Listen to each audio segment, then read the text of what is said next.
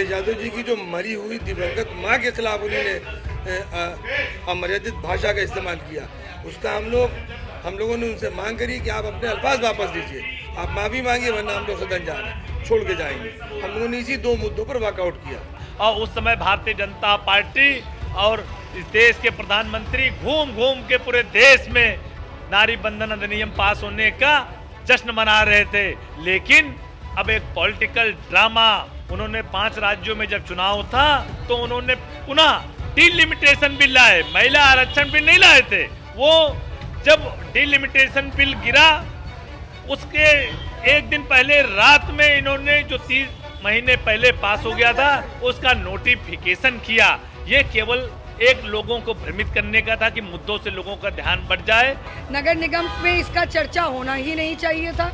मैं इतना जानती हूँ कि अगर ये चर्चा में आया है तो फिर मणिपुर में जिस तरीके से महिला नग्न घुमाई गई थी उसका प्रस्ताव भी इस चर्चा में आना चाहिए, हाथरस का आना चाहिए, उन्नाव का आना चाहिए, अंकिता भंडारी के साथ उस बच्ची के साथ जो कांड हुआ वो भी चर्चा में आना चाहिए। और रही बात आरक्षण बिल की, तो 33% आरक्षण बिल 2023 में ऑलरेडी पारित हो चुका है। आप उसे आज लागू कर दीजिए, अभी लागू कर दीजिए, तुरंत लागू कर दीजिए। दोस्तों नमस्कार, मैं हूं शारिक और आप देख रहे हैं 4 PM न्यूज़ नेटवर्क। आपको बता दें, आज नगर निगम में महापौर के द्वारा एक नारी शक्ति वंदन को लेकर के एक विशेष सदन बुलाया गया था, लेकिन सदन में जो विपक्ष था उसने हंगामा करते हुए सदन से वॉकआउट कर दिया। हमारे साथ मौजूद हैं सपा के पार्षद दल के नेता कामरान बेग जी। हम उनसे बात करते हैं कि आखिर ऐसा क्या हुआ जो सदन से वॉकआउट कर गए। क्या कहना है इस पूरे मामले पे? आज महापौर ने सदन में विशेष बैठक बुलाई थी नारी शक्ति वंदन को लेकर के, आज आप लोग वॉकआउट कर गए। तो ये नारी शक्ति वंदन बिल जो था ये पार्लियामेंट का इशू था और इससे पहले 2023 में महिला बिल पास हो चुका है, उसको अभी तक इन्होंने लागू नहीं किया।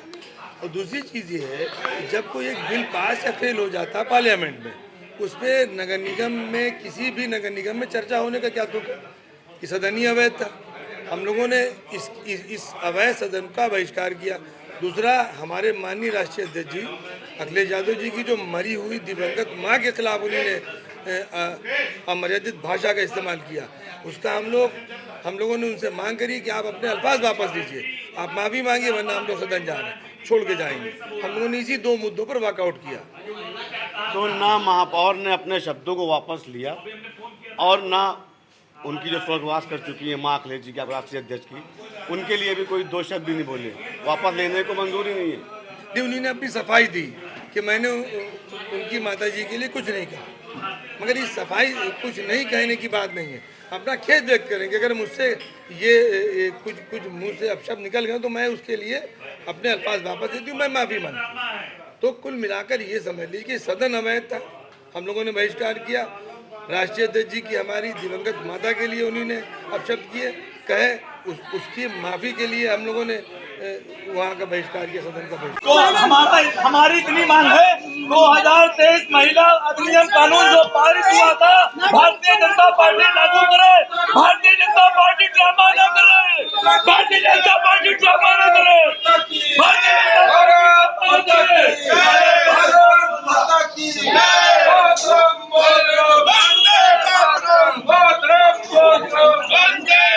आज नगर निगम में महापौर द्वारा विशेष सदन की बैठक बुलाई गई थी, जिसमें नारी शक्ति वंदन अधिनियम को लेकर के चर्चा होनी थी, लेकिन चर्चा होने शुरू होने से पहले ही जो विपक्ष था, जिसमें सपा और कांग्रेस के जो पार्षद थे, उन्होंने सदन से वॉकआउट कर दिया और नीचे आके पोडियो में धरने पे बैठे हैं। ये पार्षद है कांग्रेस के मुकेश सिंह चौहान, हम उनसे बात करते हैं कि आखिर उनका क्या कहना है। सर, क्या है, आज महापौर द्वारा बैठक बुलाई गई थी विशेष सदन की, उसमें आप लोगों ने वॉकआउट कर दिया। केवल भारतीय जनता पार्टी राजनीतिक ड्रामा कर रही है। स्थानीय निकाय में कांग्रेस पार्टी ने, राजीव गांधी जी ने 33% आरक्षण पहले ही दे दिया। अगर वो महापौर है महिला महापौर, तो ये कांग्रेस पार्टी की देन है, राजीव गांधी जी की देन है कि स्थानीय निकाय में 33% आरक्षण लागू हुआ।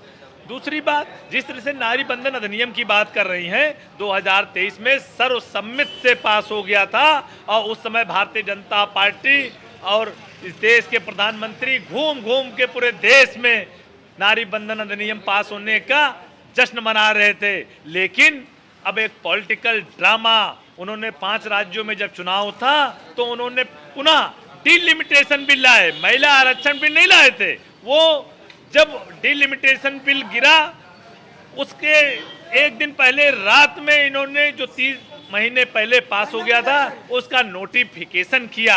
ये केवल एक लोगों को भ्रमित करने का था कि मुद्दों से लोगों का ध्यान बढ़ जाए। लेकिन कांग्रेस पार्टी ने कहा, हमारे नेता राहुल गांधी जी ने, प्रियंका गांधी जी ने, मल्लिकार्जुन खड़गे जी ने कि जो 2023 में जो महिला आरक्षण बिल पास हुआ था उसको एज इट इज लागू करें, जो 543 सीटें उन्हीं में लागू करें। हम समर्थन फिर दे रहे हैं, पहले पास हो उसको लागू कर दें और डिलिमिटेशन नहीं होगा। इस देश के लोकतंत्र को अपने हिसाब से नचाना चाहती है बीजेपी। कह रही है विपक्ष जो है अपमान कर रहा है महिलाओं का। नरेंद्र मोदी जी ने जब सोनिया जी के लिए विधवा शब्द, कांग्रेस की विधवा शब्द का इस्तेमाल किया था और 50 करोड़ की गर्लफ्रेंड का बात किया था और जिस तरह से मुजरा शब्द का इस्तेमाल करते हैं, नरेंद्र मोदी जी और भारतीय जनता पार्टी, उनके नेताओं को अपने गिरेबान में झांकना चाहिए। किस तरह से उनका नेता अपमान करता है महिलाओं का। उनको भारतीय जनता पार्टी को इस देश की महिलाओं से माफी मांगना चाहिए कि वो किस तरह से उनके मुखिया अपमान करते हैं। और पूरे देश में जिस तरीके से कांग्रेस पार्टी ने पंचायती राज और स्थानीय निकायों में 33% आरक्षण दिया, ये महिलाओं को कोई दूसरी पार्टी नहीं दे सकती। 2010 में जब सोनिया गांधी जी के नेतृत्व में, मनमोहन सिंह जी के नेतृत्व में राज्यसभा में महिला आरक्षण बिल पास हुआ था और लोकसभा में भारतीय जनता पार्टी ने विरोध किया था। तत्कालीन सांसद उस समय के और वर्तमान में मुख्यमंत्री, उन्होंने भी विरोध किया था। उनके वक्तव्य हैं, वो सारे गूगल पे पड़े हुए हैं, आप सर्च कर सकते हैं। महिला विरोधी है भारतीय जनता पार्टी, केवल पॉलिटिकल ड्रामा कर रही। कांग्रेस पार्टी ने यहाँ नगर निगम में लीडर ऑफ हाउस ममता चौधरी जी को बनाया, वो महिला है। देश की प्रथम प्रधानमंत्री कांग्रेस पार्टी ने महिला बनाया। देश के लोकसभा के अध्यक्ष मीरा कुमार जी को पहली महिला बनाया। यहाँ उत्तर प्रदेश की मुख्यमंत्री को पहली मुख्यमंत्री सरोजिनी नायडू जी को बनाने का काम किया। प्रधानमंत्री देश की इंदिरा गांधी जी को बनाने का काम किया कांग्रेस पार्टी। कांग्रेस पार्टी तो महिलाओं के शुरू से साथ में है, उनको बढ़ाने का काम करती है। चलिए हम अब यहाँ पे जो कांग्रेस की महिला पार्षद हैं उनसे ही बात कर लेते हैं कि जिस तरह से जन आक्रोश रैली मुख्यमंत्री के साथ मेयर ने निकाली और एक बयान से पूरे देश में बवाल सा मचा हुआ है, हम उनसे ये बात कर लेते हैं। महिला पार्षद है, उनका क्या कहना है, कैसे देखती हैं आप कि आज इस मुद्दे को सदन में जो बुलाया गया था, विशेष सदन नगर निगम में, जन आक्रोश रैली में महापौर का एक बयान बहुत तेजी से हो रहा है वायरल अखिलेश की माता को लेकर के। देखिए, पहली बात तो नारी बंधन संशोधन बिल नगर निगम के अधिनियम के विरोध में है। नगर निगम में इसका चर्चा होना ही नहीं चाहिए था। मैं इतना जानती हूँ कि अगर ये चर्चा में आया है तो फिर मणिपुर में जिस तरीके से महिला नग्न घुमाई गई थी उसका प्रस्ताव भी इस चर्चा में आना चाहिए। हाथरस का आना चाहिए, उन्नाव का आना चाहिए, अंकिता भंडारी के साथ, उस बच्ची के साथ जो कांड हुआ वो भी चर्चा में आना चाहिए। और रही बात आरक्षण बिल की, तो 33% आरक्षण बिल 2023 में ऑलरेडी पारित हो चुका है। आप उसे आज लागू कर दीजिए, अभी लागू कर दीजिए, तुरंत लागू कर दीजिए। कांग्रेस पार्षद जो ममता चौधरी, उन्होंने बीजेपी को मणिपुर की याद दिलाई और कहा आखिर उस समय बीजेपी कहाँ थी। तो जुड़े रहें हमारे साथ, देखते रहें 4 PM न्यूज़ पे, लगातार खबर हम दिखाएंगे। लखनऊ से 4 PM न्यूज़ नेटवर्क के लिए मोहम्मद शारिक की रिपोर्ट।